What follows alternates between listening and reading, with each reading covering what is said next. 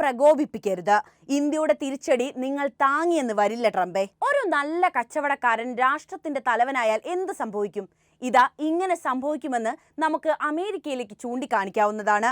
പയറ്റിത്തെളിഞ്ഞ business സാമ്രാട്ടിന് അധികാര കസേരയിലും ബിസിനസിനോടുള്ള ഭ്രമം മാറുന്നേയില്ല.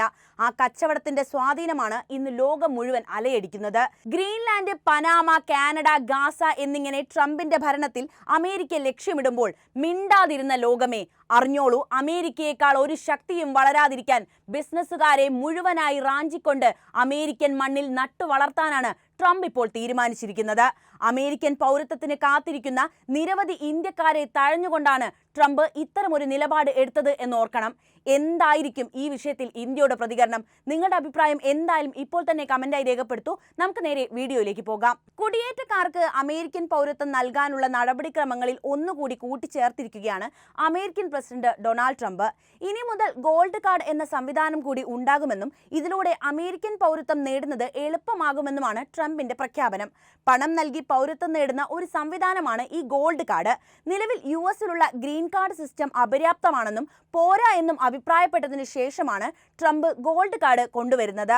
പണമുള്ള കുടിയേറ്റക്കാരന് ഉടൻ പൗരത്വം. ട്രംപിന്റെ ഗോൾഡ് കാർഡ് നയത്തെ ഒറ്റവാചകത്തിൽ നമുക്ക് ഇങ്ങനെ വിശേഷിപ്പിക്കാം: $5 മില്യൺ, അതായത് ഏകദേശം 43 കോടി രൂപ സർക്കാരിന് നൽകാനുണ്ടെങ്കിൽ ഗ്രീൻ കാർഡിൽ ലഭിക്കുന്ന പ്രിവിലേജുകളെല്ലാം വെച്ചുകൊണ്ട് തന്നെ ഉടൻ പൗരത്വം ലഭിക്കും എന്നതാണ് ഗോൾഡ് കാർഡിന്റെ പ്രത്യേകത.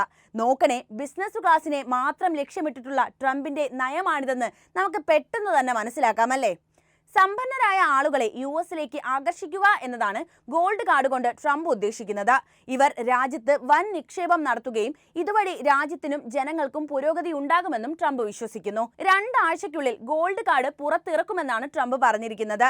നിലവിൽ യുഎസ് പൗരത്വം നേടാൻ കുടിയേറ്റക്കാർക്ക് മുൻപിലുള്ള ഏക വഴി ഗ്രീൻ കാർഡാണ്. 1992 ഈ EB-5 പ്രോഗ്രാം യുഎസ് കൊണ്ടുവരുന്നത്. ഈ പ്രോഗ്രാമിന് കീഴിലാണ് ഗ്രീൻ കാർഡ് വരുന്നത്. വിദേശ നിക്ഷേപകരെ രാജ്യത്തേക്ക് ആകർഷിക്കുകയും അതുവഴി കൂടുതൽ തൊഴിൽ ഉണ്ടാക്കുകയുമായിരുന്നു ഗ്രീൻ കാർഡിന്റെ ലക്ഷ്യം. ഇപ്പോൾ കൊണ്ടുവന്നിട്ടുള്ള ഗോൾഡ് കാർഡ് ഗ്രീൻ കാർഡിനെ എന്തെങ്കിലും രീതിയിൽ ബാധിക്കുമോ എന്നത് ഇപ്പോഴും നമുക്ക് വ്യക്തമല്ല. എന്തായാലും ഇന്ത്യക്ക് ഇതിലൂടെ നല്ല പണിയാണ് ട്രംപ് നൽകുന്നത്. യുഎസ് പ്രസിഡന്റ് ഡൊണാൾഡ് ട്രംപിന്റെ ഓരോ ചുവടുവെപ്പുകളും വളരെ ശ്രദ്ധയോടെയാണ് ലോകം വീക്ഷിക്കുന്നത് എന്നറിയാമല്ലോ. ആഗോളക്രമം തന്നെ മറച്ചിടാൻ ശേഷിയുള്ള ട്രംപിനെ സംബന്ധിച്ച് എന്തും എപ്പോൾ വേണമെങ്കിലും മാറ്റാവുന്നതേ ഉള്ളൂ.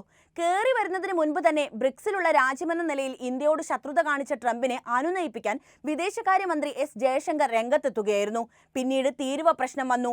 പിന്നെ ആകട്ടെ, നിയമപരമല്ലാതെ അമേരിക്കയിലെത്തിയ ഇന്ത്യക്കാരെ കൈയും കാലും ബന്ധിച്ച് നാടുകടത്തിയതും വലിയ വിവാദം സൃഷ്ടിച്ചു.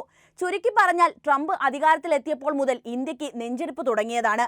ഇതൊന്നും പോരാഞ്ഞിട്ടാണ് ബിസിനസ്സുകാരെ മാത്രം ലക്ഷ്യം വെച്ച് ട്രംപ് മുന്നോട്ട് വെക്കുന്ന gold card visa. America first എന്ന തത്വത്തിന് അധിഷ്ഠിതമായി വർത്തിക്കുന്നത് കൊണ്ട് തന്നെ ട്രംപിനെ സംബന്ധിച്ച് ഇതെല്ലാം വളരെ എളുപ്പമാണ്. മാത്രവുമല്ല, അമേരിക്കയുടെ ബിസിനസ് താല്പര്യങ്ങളാണല്ലോ അദ്ദേഹത്തിന്റെ priority. $5 million gold card visa എന്ന നിർദ്ദേശമാണ് ഇന്ത്യക്കാർക്ക് നിലവിൽ ആശങ്ക സൃഷ്ടിച്ചിരിക്കുന്നത്.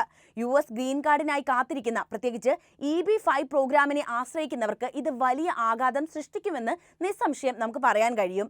ഈ പുതിയ നിർദ്ദേശം സമ്പന്നർക്ക് മാത്രം ഗുണം ചെയ്യുന്നതാണെന്ന വിമർശനവും ഇതിനോടകം തന്നെ ഉയർന്നു കഴിഞ്ഞിട്ടുണ്ട്. ട്രംപ് നിർദ്ദേശിച്ച ഗോൾഡ് കാർഡ് വിസയ്ക്ക് $5 മില്യൺ നൽകിയാൽ യുഎസ് പൗരത്വത്തിലേക്കുള്ള വഴി തുറക്കും. EB-5 വിസയ്ക്ക് 8 ലക്ഷം മുതൽ $1.05 മില്യൺ വരെ നിക്ഷേപം ആവശ്യമാണ്. ഇന്ത്യയിൽ നിന്നുള്ള നിരവധി പേർ യുഎസ് ഗ്രീൻ കാർഡിനായി വർഷങ്ങളായി കാത്തിരിക്കുന്നുണ്ട്.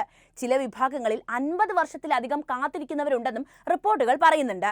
ട്രംപിന്റെ ഈ നീക്കം സമ്പന്നരായ ഇന്ത്യക്കാർക്ക് പൗരത്വം കിട്ടാനുള്ള എളുപ്പവഴിയായി മാറാനുള്ള സാധ്യതയുണ്ട്. എന്നാൽ EB-5 പ്രോഗ്രാമിനെ ആശ്രയിച്ചിരിക്കുന്ന ഇടത്തരക്കാർക്ക് ഇത് വലിയ തിരിച്ചടിയാണ് നൽകുന്നത്. ജോലി സൃഷ്ടിക്ക് പകരം സമ്പത്തിന് പ്രാധാന്യം നൽകുന്ന ഈ പദ്ധതി വലിയ വ്യാവസായികൾക്ക് മാത്രം ഗുണം ചെയ്യുന്നതാണെന്ന ആശങ്ക നിലനിൽക്കുന്നുണ്ട്.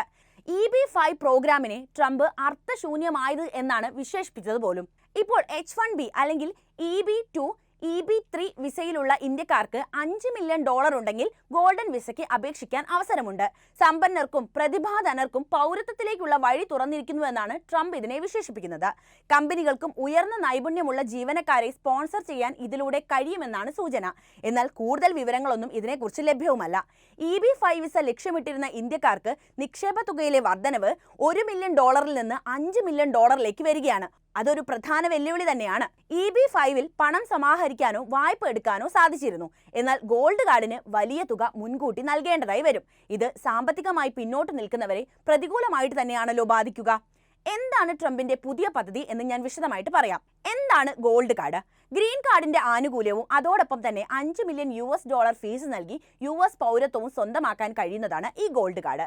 പരമ്പരാഗത EB-5 നിക്ഷേപ വിസയിൽ 8 ലക്ഷം മുതൽ $1.05 മില്യൺ നിക്ഷേപമുള്ള ഒരു ബിസിനസ് കുറഞ്ഞത് 10 US തൊഴിൽ അവസരങ്ങളാണ് സൃഷ്ടിക്കുമ്പോൾ ഗോൾഡ് കാർഡ് ഇത്തരം തൊഴിലവസരങ്ങൾ സൃഷ്ടിക്കപ്പെടുന്നില്ലെന്ന് മാത്രമല്ല, സമ്പന്നരായ വ്യക്തികൾക്കായുള്ള പ്രീമിയം റെസിഡൻസി അവസരം മാത്രമാണ് ഗോൾഡ് കാർഡ് നൽകുന്നത്. EB-5 വിസയിൽ നിക്ഷേപം $10 ലക്ഷം മതിയെങ്കിൽ ഗോൾഡ് കാർഡ് വിസയിൽ $50 ലക്ഷം ആവശ്യമാണ്.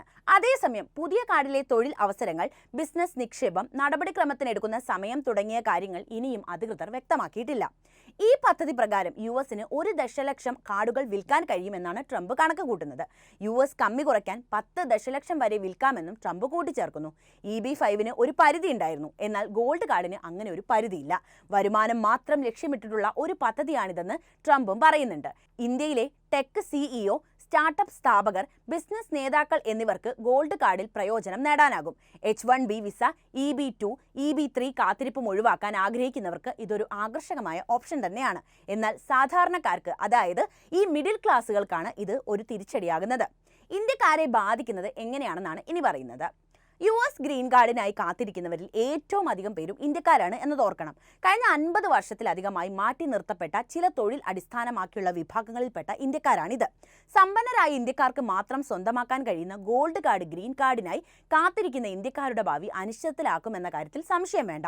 തൊഴിൽ അടിസ്ഥാനത്തിലുള്ള ഗ്രീൻ കാർഡുകൾക്ക് പകരമായി EB-5 നിക്ഷേപ വിസ ഉപയോഗിച്ചിരുന്ന ഇടത്തരക്കാരായ നിക്ഷേപകരെ ഒഴിവാക്കുന്നതാണ് ഗോൾഡ് കാർഡ്. തൊഴിൽ അവസരങ്ങൾ സൃഷ്ടിക്കുന്നതിൽ നിന്ന് സ്വത്തിലേക്ക് ശ്രദ്ധ കേന്ദ്രീകരിക്കുന്ന വിദഗ്ധ പ്രൊഫഷണലുകളെക്കാൾ സമ്പന്നരായ ഇന്ത്യൻ ടൈക്കൂണുകൾക്കാണ് ആനുകൂല്യമാകുന്നത്. EB-5 വിസ ഉപയോഗിക്കാൻ ആഗ്രഹിക്കുന്ന ഇന്ത്യക്കാരുടെ നിക്ഷേപ ചെലവ് 5 ഇരട്ടി, അതായത് $10 ലക്ഷം നിന്ന് $50 ലക്ഷം ആകുമെന്നതും ഇന്ത്യക്കാർക്ക് താങ്ങാൻ കഴിയില്ല.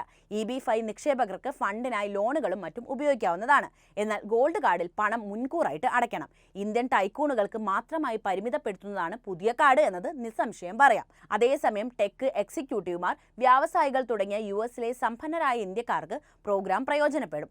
നിലവിൽ H-1B, EB-2, EB-3 വിസകളിലുള്ള ഇന്ത്യക്കാർക്കും $5 മില്യൺ നൽകാൻ ശേഷിയുണ്ടെങ്കിൽ ഗോൾഡൻ കാർഡിന് അപേക്ഷിക്കാം. ഗോൾഡ് കാർഡ് വാങ്ങാൻ ശേഷിയില്ലാത്ത ഇന്ത്യക്കാർക്ക് പരമ്പരാഗത തൊഴിൽ അധിഷ്ഠിത green കാർഡുകളായ EB-1, EB-2, EB-3, H-1B എന്നീ വിസകൾക്കും അപേക്ഷിക്കാൻ അവസരമുണ്ട്.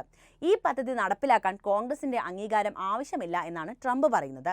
എന്നാൽ നിയമപരമായ വെല്ലുവിളികളോ രാഷ്ട്രീയ എതിർപ്പോ ഉണ്ടായാൽ ഗോൾഡ് കാർഡ് പദ്ധതി നടപ്പാക്കുന്നത് വൈകിയേക്കാനുള്ള സാധ്യതയും തള്ളിക്കളയാൻ പറ്റില്ല. ഗോൾഡ് കാർഡിന് ചില അപകട സാധ്യതകളുമുണ്ട്. പ്രോസസ്സിംഗ്, പരിശോധന, ദീർഘകാല ആനുകൂല്യങ്ങൾ എന്നിവയെക്കുറിച്ചുള്ള വ്യക്തത ഇതുവരെ വന്നിട്ടില്ല. കോടതികൾ ഇതിന്റെ നിയമസാധുതയെ ചോദ്യം ചെയ്തേക്കാനുള്ള സാധ്യതയുമുണ്ട്. ഒരു നല്ല കച്ചവടക്കാരൻ നല്ല ഭരണാധികാരിയാണെന്ന് നിങ്ങൾക്ക് തോന്നുന്നുണ്ടോ? ഉത്തരം കമന്റായി ഇപ്പോൾ തന്നെ രേഖപ്പെടുത്തണേ. ഒപ്പം ഈ വീഡിയോ ഇഷ്ടപ്പെട്ടാൽ ലൈക്ക് ചെയ്യാനും ഷെയർ ചെയ്യാനും പ്രത്യേകം ശ്രദ്ധിക്കുമല്ലോ.